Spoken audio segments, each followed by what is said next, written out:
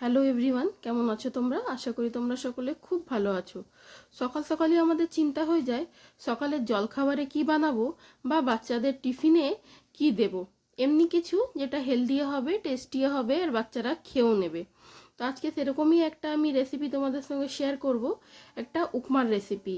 এটা উপমা বানাচ্ছি, কিন্তু সুজির উপমা না, এটা আমি বানাচ্ছি সিমুইয়ের। মিষ্টি সিমুইয়ের পায়েস তো আমরা খেয়েই থাকি, কিন্তু আজকে আমি এই নোনতা সিমুইটা তোমাদের সঙ্গে শেয়ার করছি। তো প্রথমে দেখলে আমি একটা কারি পাতার ডান্ডি নিয়েছি, একটুখানি আদা কুচি করে রেখেছি, একটু কাঁচা লঙ্কা কুচি করে রেখেছি, লম্বা পাতলা করে পেঁয়াজ আর গাজরও পাতলা লম্বা করে কেটে রেখেছি। তোমরা এখানে তোমাদের পছন্দ মতন কিন্তু অন্য সবজি নিতে পারো। আর 1 কাপ আমি এখানে সিমুই নিয়েছি, যে সিমুইটা আমি সামান্য তেলে ভেজে নেব লাল করে। গ্যাসটাকে সিমে রেখে সিমুইটাকে ভাজতে হবে। তোমরা চাইলে শুকনো খোলাতেও সিমুইটা ভাজতে পারো বা সামান্য ঘি দিয়েও ভাজতে পারো। এই পুরো রেসিপিটাতে কিন্তু তেল একদম সামান্যই ইউজ হবে, কিন্তু সর্ষের তেলে ব্যবহার করো না। সর্ষের তেলে কিন্তু এটা ভালো লাগবে না, রিফাইন তেল অথবা ঘি ইউজ করো। তো আমার এখানে সিমুইটা লাল করে ভাজা হয়ে গেছে, আমি সিমুইটা উঠিয়ে নিয়েছি। উঠানোর পরে কড়াইয়ের মধ্যে সামান্য তেলে 1 চামচ, ছোটো চামচের 1 চামচ সর্ষে, কালো সর্ষে ফোড়ন দিয়েছি।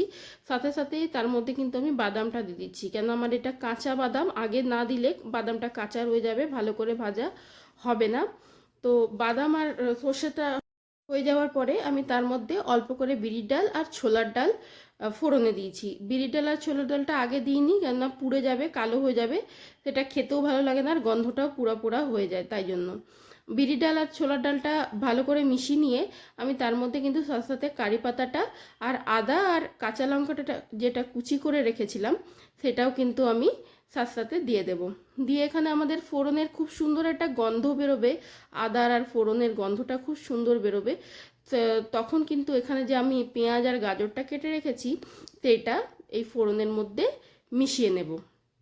আমি কিন্তু এই ফোড়নের যে কাজটা করছি পুরো সম্পূর্ণ কিন্তু গ্যাসটা মিডিয়ামে রেখে করছি, বাড়িয়ে করছি না, কেননা পুড়ে যাওয়ার চান্স আছে সেই জন্য। আচ্ছা, গাজর আর পেঁয়াজটা কিন্তু আমি একদম পাতলা লম্বা লম্বাই কেটেছি, কেননা সিমুইটাও পাতলা লম্বা, সেটাতে দেখতেও ভালো লাগবে আর রান্নাটাও তাড়াতাড়ি হয়ে যাবে, সেই জন্য। গাজর আর পেঁয়াজের মধ্যে আমি আন্দাজে নুন দিয়ে দেবো। নুন দেওয়ার পরে কিন্তু আমি এখানে ভালো করে একবার ভেজে নেব। হালকা ভাজা হবে, একটু নরম মতন হবে, তখন কিন্তু আমি এর মধ্যে কাঁচের গ্লাসের, বড় গ্লাসের 1 গ্লাসের একটু কম জল দিয়ে দিয়েছি।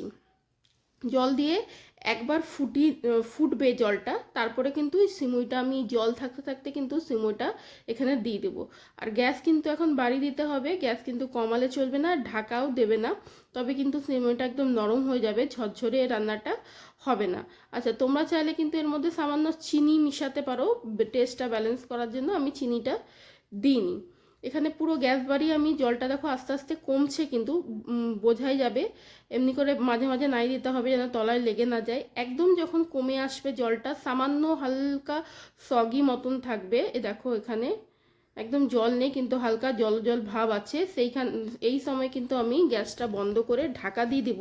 দিয়ে কিন্তু 5 থেকে 10 মিনিট আমি ঢাকা দিয়ে এটা রেখে দেব, তবে কিন্তু এটা একেবারে ঝরঝরে হবে। বেশি জল জল রেখে যদি তোমরা ঢাকা দাও, বন্ধ করো, তবে কিন্তু সিমুইটা একেবারে গলে যাবে, নরম হয়ে যাবে, সেটা কিন্তু ভালো লাগবে না খেতে, দেখতে, কোনোটাই।